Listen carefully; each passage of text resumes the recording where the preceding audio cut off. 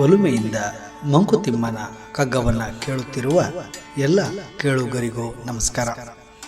ಈ ದಿನದ ಜ್ಞಾನವೇ ಬೆಳಕು ಕಗ್ಗ ಸರಣಿ ಸಂಚಿಕೆ 277.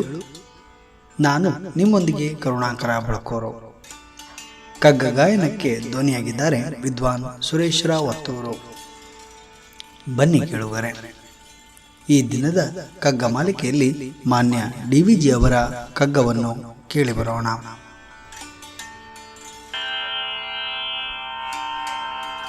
ದ್ವೇಷರೋಷಗಳ ಒಲೆ ನೇಹಮುಂ ಮೋಹಮುಂ ಪಾಶವಾಗಲ್ಬಹುದು ನಿನಗೆ ಮೈ ಮರೆಸಿ.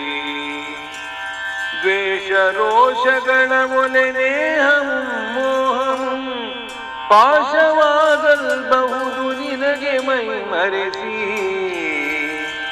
ವಾಸನೆಗಳು ವಿಚಿತ್ತ ಜ್ವರಂಗಳ ಬಿತ್ತಿ ಮೋಸದಲ್ಲಿ ಕೊಲ್ಲುವವು ಮಂಕುತಿಮ್ಮ, ಮೋಸದಲ್ಲಿ ಕೊಲ್ಲುವವು ಮಂಕುತಿಮ್ಮ.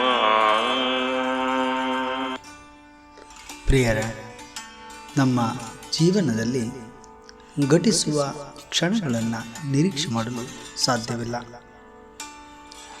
ವಿಧಿಯ ಸಂಕಲ್ಪದಂತೆ ಎಲ್ಲವೂ ಇಲ್ಲಿ ನಡೆದು ಹೋಗುತ್ತದೆ. ನಿತ್ಯ ಜೀವನದಲ್ಲಿ ನಾವು ಎಲ್ಲರನ್ನು ನಂಬುತ್ತೇವೆ. ಎಷ್ಟೋ ಬಾರಿ ನಂಬಿ ಕೆಡುತ್ತೇವೆ. ಕೆಟ್ಟ ಮೇಲೂ ಕೆಲವೊಮ್ಮೆ ಬುದ್ಧಿ ಬರಲಾರದು. ಯಾವುದನ್ನು ನಂಬಬೇಕು, ಯಾವುದನ್ನು ನಂಬಬಾರದು ಎಂಬ ನಿರ್ಧಾರವನ್ನು ತೆಗೆದುಕೊಳ್ಳುವಲ್ಲಿ ಇಚ್ಛಾಶಕ್ತಿಯಿಂದ ಸೋಲುತ್ತೇವೆ. ಜೀವನದ ನಡೆಯಲ್ಲಿ ಮೋಹ, ಪ್ರೀತಿ, ಅನುರಾಗಗಳ ನಡುವೆ ನೂರಾರು ಮಂದಿಯ ಸ್ನೇಹ, ಬಂಧುಗಳ ಸಂಸಾರದೊಂದಿಗೆ ಸಂಪರ್ಕ ಸಾಧಿತವಾಗುತ್ತದೆ. ಒಂದಿಷ್ಟು ದಿನ ನಗುತ್ತಾ ನಲಿಯುತ್ತಾ ಇದ್ದರೆ ಒಂದಿಷ್ಟು ದಿನದ ಬಳಿಕ ಕೋಪತಾಪಗಳ ನಡುವೆ ಎಲ್ಲ ಬಂಧನಗಳನ್ನು ಕಳೆದುಕೊಳ್ಳುತ್ತೇವೆ. ಹೀಗೆ ನಮ್ಮ ಬದುಕಿನಲ್ಲಿ ಪ್ರೀತಿ, ಹಾಗೆ ಮತ್ತು ರೋಷಗಳು ಪಾಲನ್ನು ಪಡೆದುಕೊಳ್ಳುತ್ತವೆ.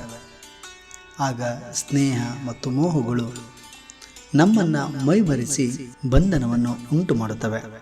ಪೂರ್ವಜನ್ಮದ ಕರ್ಮವೋ ಉಕ್ಕಿ ಬಂದು ಮನಸ್ಸಿನ ಭಾವನೆಗಳನ್ನು ಕೆದುಕಿ ನಮ್ಮನ್ನು ಮೋಸದಲ್ಲಿ ಸಾಯಿಸುತ್ತವೆ ಎಂಬ ವಿಚಾರವನ್ನು ಈ ಕಗ್ಗದಲ್ಲಿ ಮಾನ್ಯ DVG ಅವರು ಉಲ್ಲೇಖ ಮಾಡಿರುವುದನ್ನು ಕಾಣಬಹುದು.